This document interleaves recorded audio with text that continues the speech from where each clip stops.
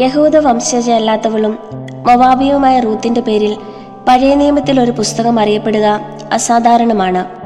സുഹൃദിനെയും വിശ്വസ്തയുമായ റൂത്തിനെ ഇസ്രായേലിന്റെ ദൈവമായ കർത്താവ് സമൃദ്ധമായി അനുഗ്രഹിച്ചു. റൂത്തിന്റെ ഭർത്താവ് ഒരു ഇസ്രായേൽക്കാരനായിരുന്നു. റൂത്ത് തന്റെ ഭർത്താവും വിധവയായ അമ്മായിയമ്മ നവോമിയും ഒരുമിച്ച് മൊവാബിൽ വസിക്കുമ്പോൾ ഭർത്താവ് മരിച്ചു. നവോമി ജെറുസലേമിലേക്ക് തിരിച്ചു പോന്നപ്പോൾ റൂത്ത് തന്റെ ഭർത്താവിന്റെ ദൈവത്തോടും അമ്മായിമ്മയോടും വിശ്വസ്തത പുലർത്തിക്കൊണ്ട് അവളോടൊപ്പം ജെറുസലേമിലേക്ക് പോന്നു. ദൈവം അവളെ അനുഗ്രഹിച്ചു. വിശ്വസ്തതയ്ക്ക് അവൾ ഒരു മാതൃകയായി തീർന്നു. അവിടെ അവൾ മരിച്ചുപോയ തന്റെ ഭർത്താവിന്റെ ബന്ധുവും സമ്പന്നനുമായ ബോവാസിന്റെ ഭാര്യയായി.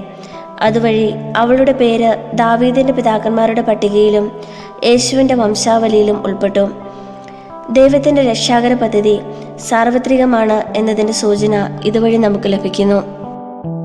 റൂത്തിന്റെ ജീവിതം നമ്മളെ കുറേയേറെ കാര്യങ്ങൾ പഠിപ്പിക്കുന്നുണ്ട്. ജീവിതത്തിൽ എന്തൊക്കെ പ്രതിസന്ധികൾ ഉണ്ടായാലും ദൈവം നമുക്കായിട്ടൊരു പദ്ധതി ഒരുക്കി വെച്ചിട്ടുണ്ട്.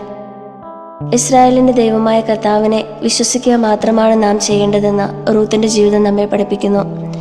കേൾക്കാം ബുക്ക് ഓഫ് റൂത്ത്.